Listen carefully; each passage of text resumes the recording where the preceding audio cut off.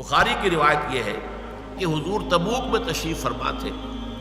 تو کسی صحابی نے کچھ قیامت کے بارے میں سوال کیا تو حضور نے کہا کہ 6 علامتیں جب تک ظاہر نہیں ہو چکیں گی قیامت نہیں آئے گی۔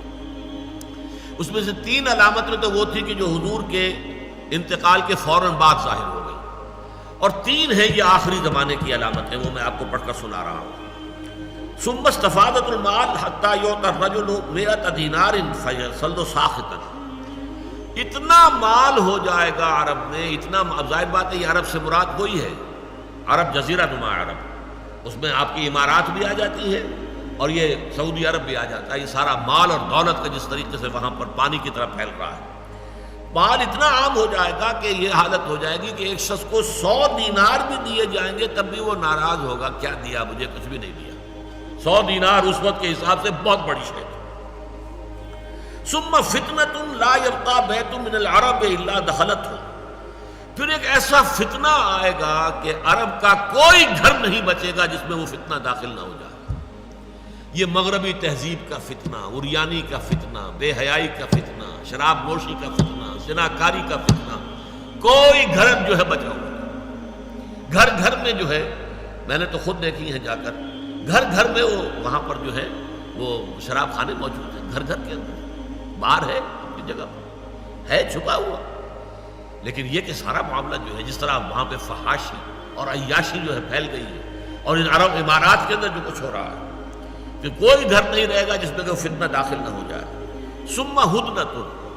اس کے بعد ایک صلح ہوگی تمہاری، تکون بینکم و بین بنی الاصفر، جو تمہارے اور یہ زرد رو لوگ جو ہیں، وائٹ پیپل، ان کے درمیان ہوگی۔ فیغدرون، لیکن ایک موقع پر آ کر وہ صلح توڑ دیں گے، بغاوت کریں گے، بے وفائی کریں گے۔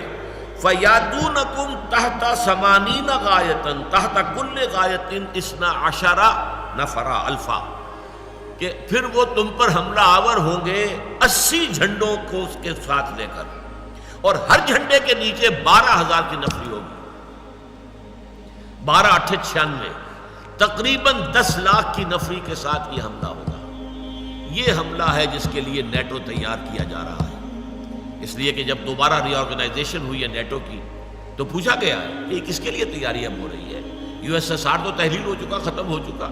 تمہارے قدموں میں گرا ہوا، تمہارا دیا ہوا کھا رہا ہے اب، لہذا اس کے اندر تو کوئی ضرورت نہیں ہے کہ وہ تمہارے مقابلے میں کھڑا ہو، اب کس کے لیے؟ انہوں نے صاف کہا کہ ہمیں مسلم فنڈامنٹلزم کا خطرہ ہے۔ کسی بھی وقت یہ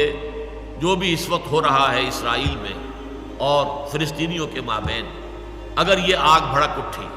کبھی اگر قبۃ الصخرہ گرا دیا گیا، مسجد